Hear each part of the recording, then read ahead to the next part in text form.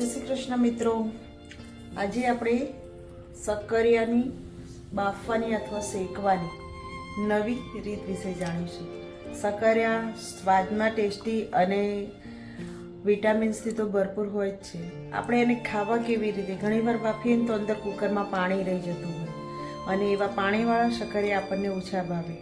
અને શિવરાત્રિ આવી રહી છે તો શિવરાત્રિ અને શક્કરિયા આ બંને એટલું બધું સરસ કોમ્બિનેશન છે કે શક્કરિયા વગર શિવરાત્રિ આપણી પૂરી નથી થતી. તો આ મારા શક્કરિયા છે. કેવી રીતે એને બાફવા અથવા શેકવા? બાફવામાં કુકરમાં પાણી નાખવું પડે, પણ હું કુકર અને બાફ્યા વગર પણ મસ્ત રીત તમને બતાવું છું. જો મારા શક્કરિયા હું ધોઈ લઉં છું.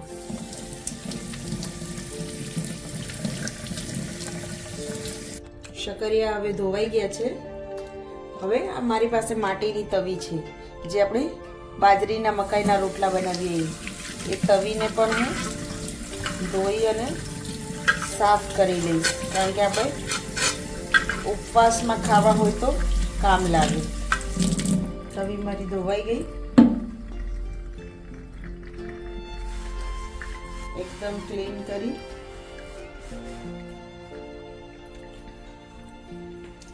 અમારો ગેસ છે.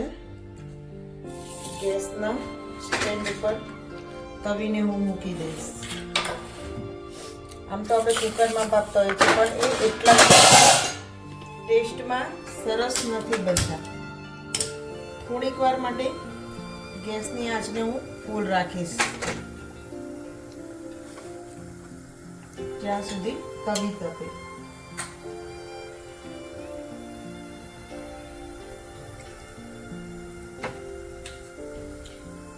નાના નાના હોય તો આપણે ડાયરેક્ટ મૂકી દઈશું શક્કરિયા, પણ જો કદાચ થોડા મોટા હોય તો ટુકડા કરી લેવાના.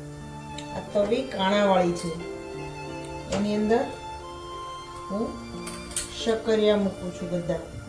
તમારી પાસે માટીની હાંડલી હોય તો પણ તમે કરી શકો છો, પણ એ બધાના ઘરે હોવાની શક્યતા નથી.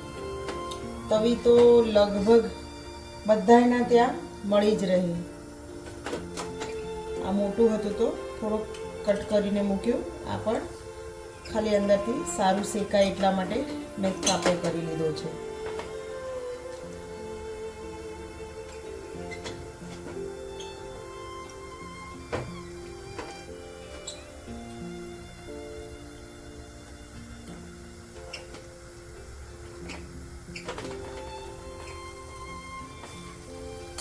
હવે મેં અત્યારે બાફ્યા છે, થોડા નોર્મલ જ છે, વધારે માત્રામાં નથી.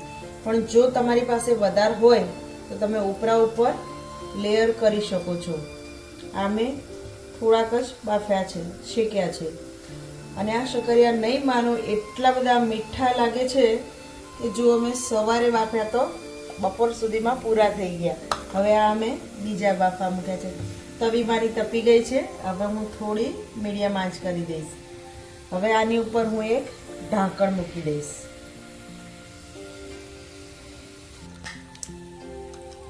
જો આ તવીની ઉપર મેં આવી નાની થાળી છે, તમારા ત્યાં જે પણ વાસણ સેટ થાય આવી રીતે ઢાંકી અને મૂકી દેવું. એની ઉપર મૂકવું હોય તો ખાંડની જેવું વજન મૂકી શકો છો. જો ઢાંકી અને આવી રીતે ખાંડનીથી થોડું વજન મૂકી દેવાનું.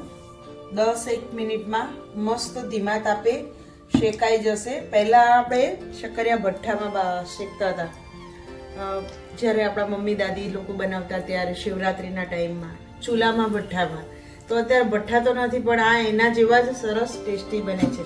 હવે આ મારી પાસે હાંડલી છે માટીની.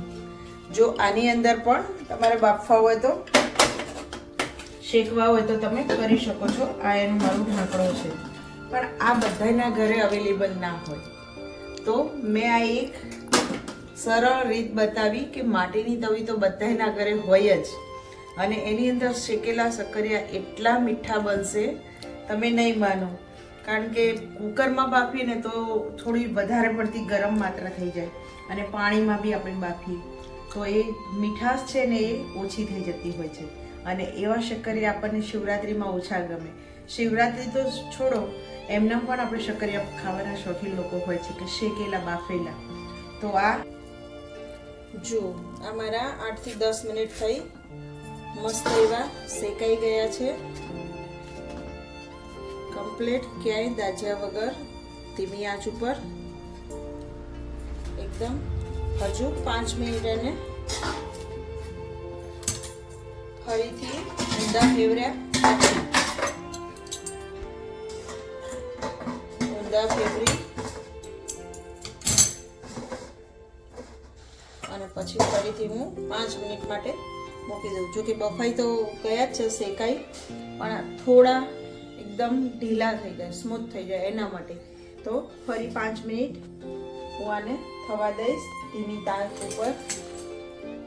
આવજો મિત્રો, બાય બાય. મારો વિડીયો સારો લાગ્યો તો તમારા ગ્રુપમાં શેર કરજો, લાઈક કરજો, સબસ્ક્રાઈબ કરજો ચેનલને અમારી, અને આવા જ નવા ઇન્ફોર્મેટિવ વિડીયો જોવા માટે અમને ફોલો કરતા રહેજો. બાય બાય મિત્રો. ટ્રીક તમે અપનાવજો અને સારી લાગે તો તમારા ગ્રુપમાં શેર કરજો, લાઈક કરજો. આવજો મિત્રો, બાય બાય.